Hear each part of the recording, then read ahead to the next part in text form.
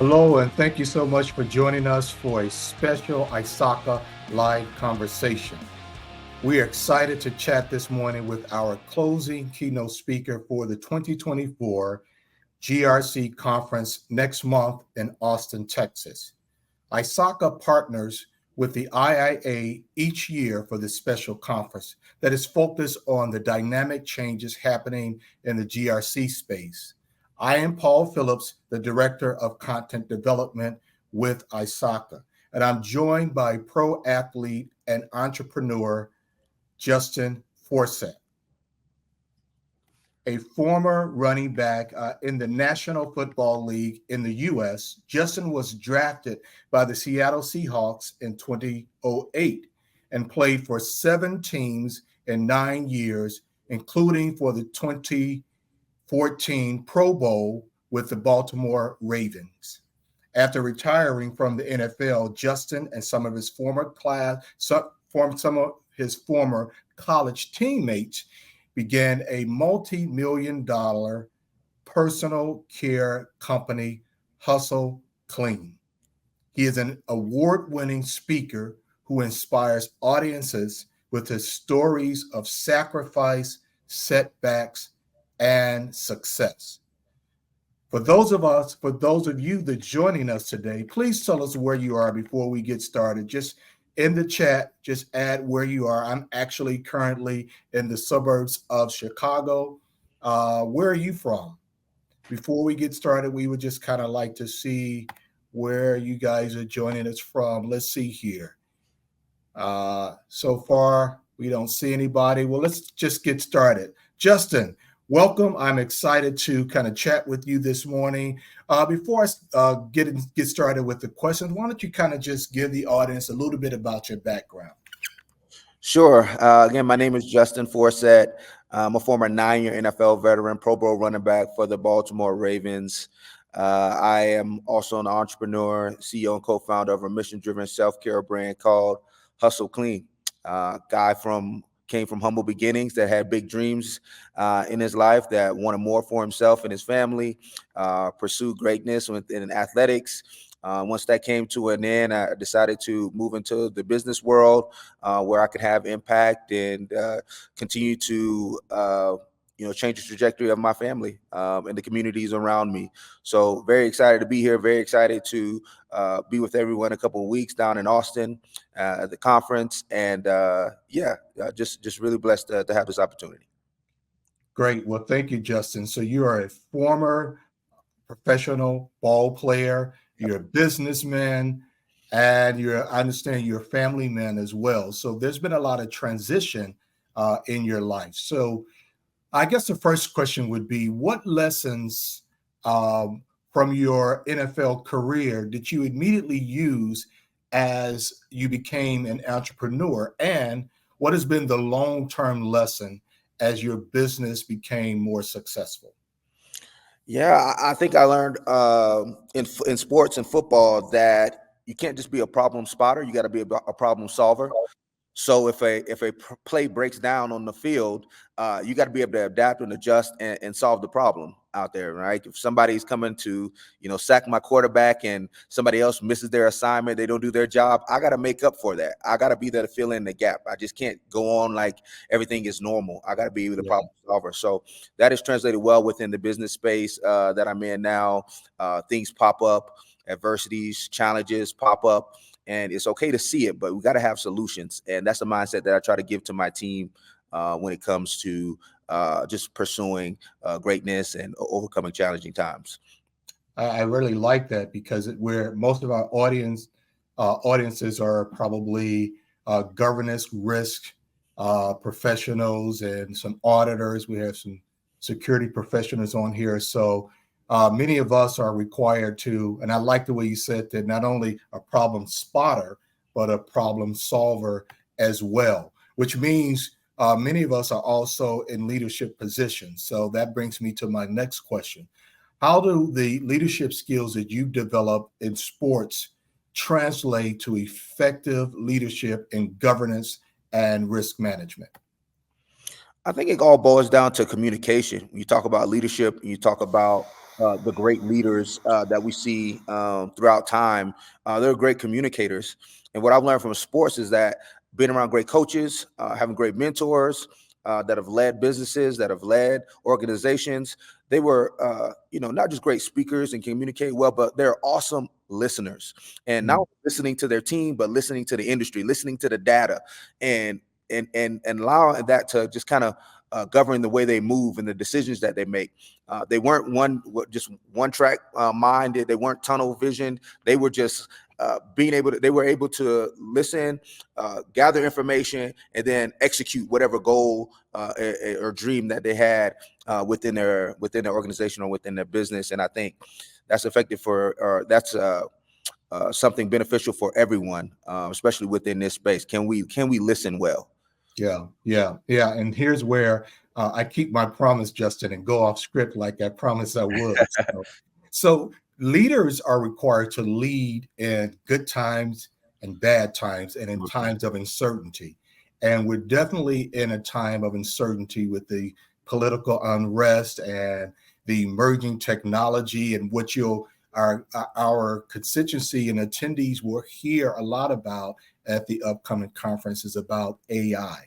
And a lot of our members and attendees are required to kind of lead the organization and advise the organization about a technology that they're not yet experts in.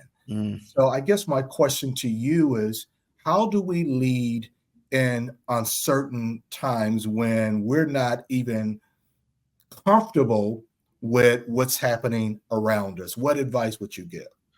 Oh man, that's a great question. I think a lot of us in a lot of different industries are facing that. I would say the first thing that you need to do is you just need to excel at what you can control. Don't get too overwhelmed by the things that are outside of your power, outside of your control. Focusing and harnessing on those things that are right where your feet are, things that you can control. Your effort, your attitude, your preparation, your character, your communication. These are things that are all within your power. So let's focus in on that when we're going through uncertainty and we're going through challenging times, because it can be overwhelming. And then we start coming up with these narratives in our head on why we won't be successful that might not even be true. So let's erase the doubt. Let's erase the negative self-talk and not get overwhelmed, and just focus in on what we can control. I love that. Focusing in on what we can control. You can't control what you can't control. So I guess my follow-up question is, for that can be stressful. So what would you suggest to GRC professionals and any business professional? What would they need to do from a self-care perspective? How do they unplug to make sure that their mental health is intact in order to continue to lead and be successful? Great question. So for someone that's has a business in the wellness and personal care space, this is near and dear to my heart. I would say to you that in your work, in your industry, your best ability is availability. Your best ability is availability. So if you're not taking care of yourself, if you're not being intentional about carving out time where you're taking care, like self-care, whether that's meditation, whether that's prayer, whether that's working out, whether that's running, whether that's making sure you're eating the right things, you're not going to be able to show up as your best self, to put your best foot forward, to show up when you're needed, when your best is needed.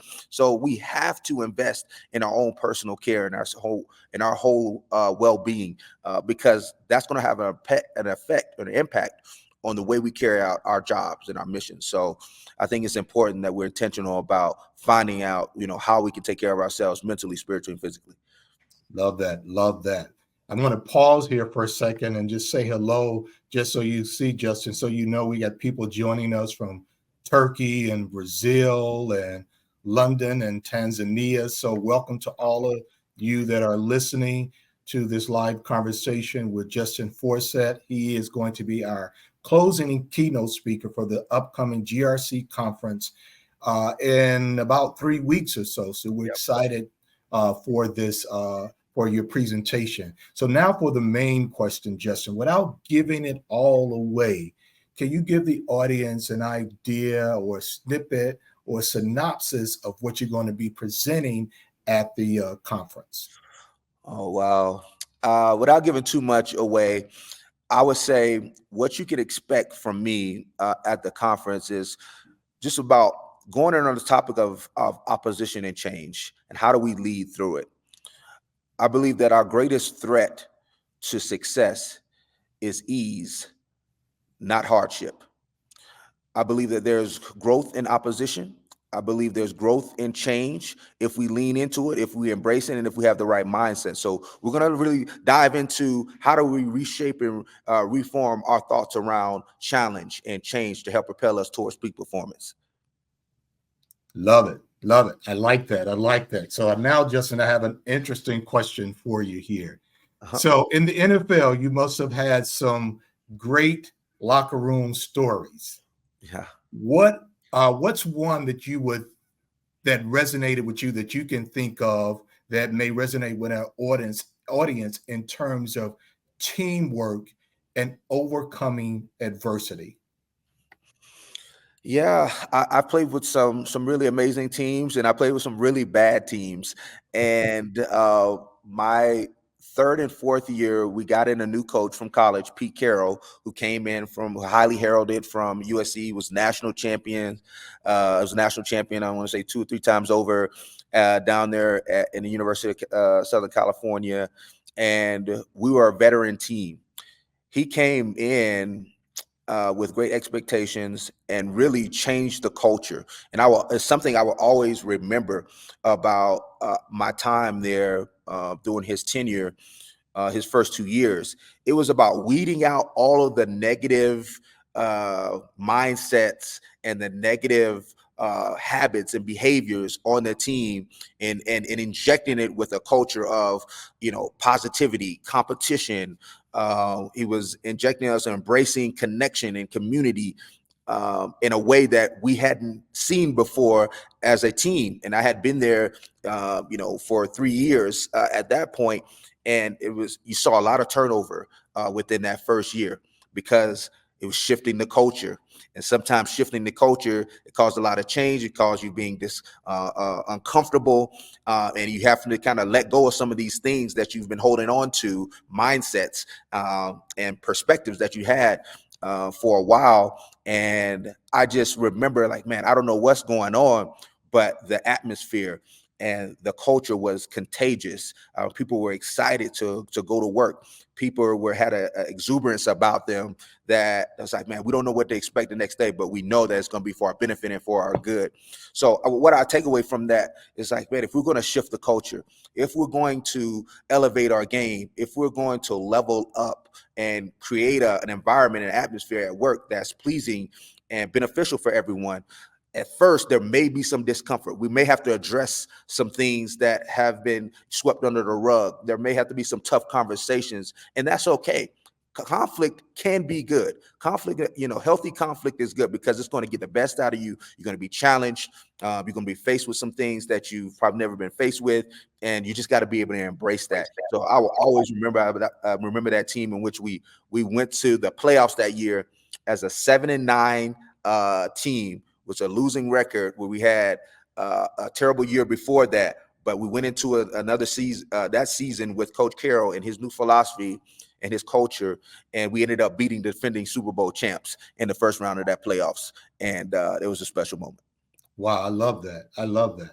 So let's pivot back a little bit to our audience, who a lot of which are risk managers and risk professionals. So, which really means, and I'm included in this, a lot of us are risk adverse, right? And we're in an environment where we're being asked. I'm getting back to artificial intelligence.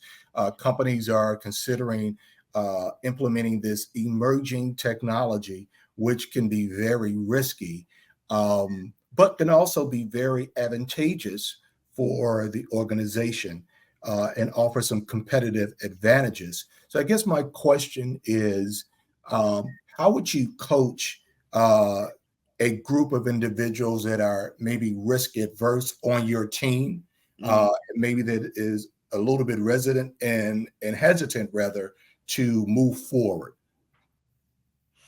Yeah, I would say you have to understand your risk tolerance for sure, right? You want to understand who you are, and what your boundaries are. But there are moments in our lives and seasons in our lives in which we have to push through some boundaries, right? We have to get uncomfortable if we're going to grow, right? If we're going to be the best at our positions, the best in our industries, the best within our marketplace, we're gonna have to push the limits, and we're gonna have to embrace uh, uh, adversity and opposition. We're gonna have to embrace stepping into new territories that we never stepped into before, because that's how we build resilience, right? We're gonna have to build resilience by stepping into the fight, right? And when you step into a fight, there's going to be some risk, but there also can be a reward right at the end. But you're never going to see the reward if you're not willing to step into the fight. So I encourage everyone here that, yes, know yourself, know your risk tolerance, but also know the moments in which you gotta step into some things with great belief and some great faith, and knowing that at the other end the reward is going to be great if we can push through and endure through the hard times. So that's how we build resilience. That's how we build perseverance, and that's how we shift the mindset of overcoming, really tough things, and facing change and opposition. So that would be my advice. I love that. That's a great answer. And I like how you started. You talked about risk tolerance. As managers and risk professionals, we all know that we have to understand the risk tolerance of our organization and the risk culture. And you talked about the reward and being resilient. So that's really a great answer. So let's kind of pivot a little bit back to sports. I just can't help myself. So, and I know you're still doing some coaching, right? Yes, of course. Talk to us about the pep talk. So let me make sure I get this question correct, right? If Uh-huh. you had to give a halftime pep talk to the team of the GRC professionals, the governance, the risk, and compliance professionals, what would be your key message to motivate them? Again, back in the given the environment that we're in. Sure, sure, sure. So if we're in a locker room right now here, let's say the GRC locker room, I would say the time is now. The time is now for us to go out and attain all of the dreams, all of the goals that we desire. Because where there is change, where there is challenge, there is growth. There's opportunities for growth. There are opportunities for deeper, richer relationships with our customers, our teammates, and our clients. This is opportunity. Now, some of our competitors, some other people within this marketplace, they're going to see opposition, they're going to see change, and they're going to throw in the towel. All right, they're gonna go in as business as usual.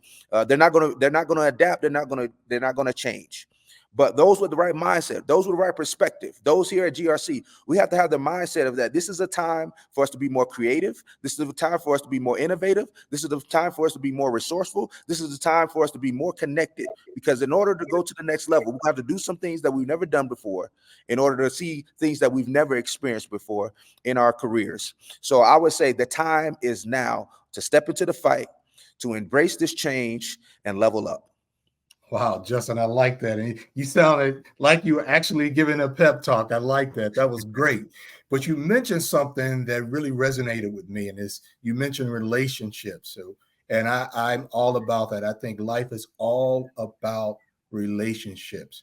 Talk to us, and I know by you being an entrepreneur, you've been a businessman, you've been a professional athlete, you probably had to build relationships. So talk to our audience about in our space in the business world. When we're advising, we're assessing, we're auditing, we're reporting, we're presenting. Right. One of the things we have to do is make sure we have connections with the right people. We can't work in a vacuum. So talk to us about the importance of building and maintaining relationships in the corporate world. Sure, sure. I love this because I'm a people person. The greatest resource that we have in business and beyond is relationship. You hold the old adage is it's not about what you know, it's about who you know. And I think it's true more now than forever. We are longing for a deep connection. We are longing for loyalty and retention. But we can't have those things if we're not intentional about building relationships with those around us, with those on our teams, with those on our clients, finding out what matters most to them so we can pour into them, so we can help each other reach our goals and our dreams. I think when it comes to relationships, we have to find ways to add value if we're going to do it right. We got to find ways in which the people around us in our lives and in our circle, they're adding value. Because if you're the only person in your circle that's adding value, then it's not a circle, it's a prison. And you need to do addition by subtraction.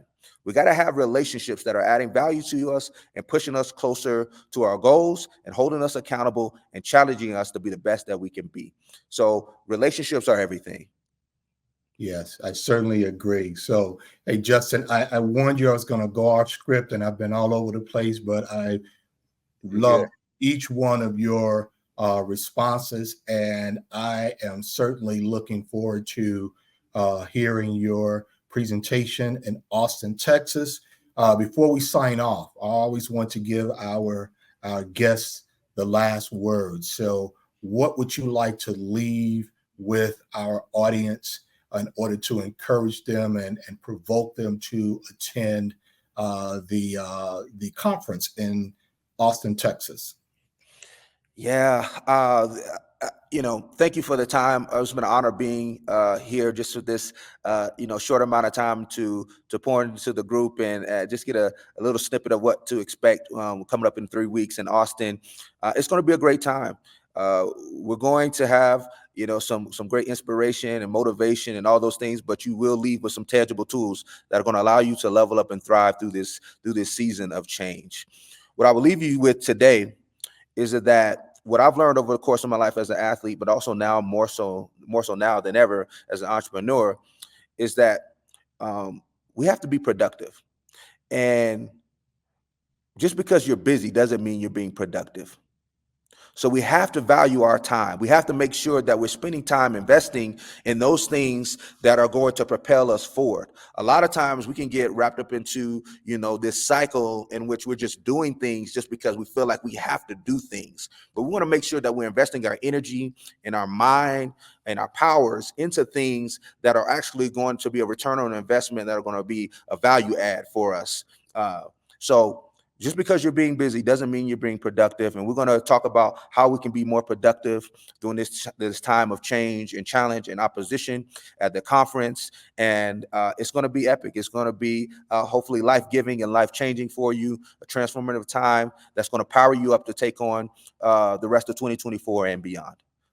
Oh, that's great. I love it. I love it. Thank you so much, Justin. And I encourage all of you to join us. If you can't join us in person, you have the opportunity to join us virtually. And I see we have people in the chat that has joined us from India and Nairobi and South Florida and from all over. We thank you for attending this session. It's going to be posted on the website. And Justin, I'm looking at some really good comments and feedback. Someone said this really hits home. As a people manager, I'm always thinking about the culture and how I am creating a team environment for my team. So again, thank you so much, Justin. I encourage all of you to join us in a few weeks at the conference, the GRC conference. The link is in the chat. The link is in the comment area for you to go and register. Justin, have a great day, and thanks again. Thank you too, Paul. Thank you.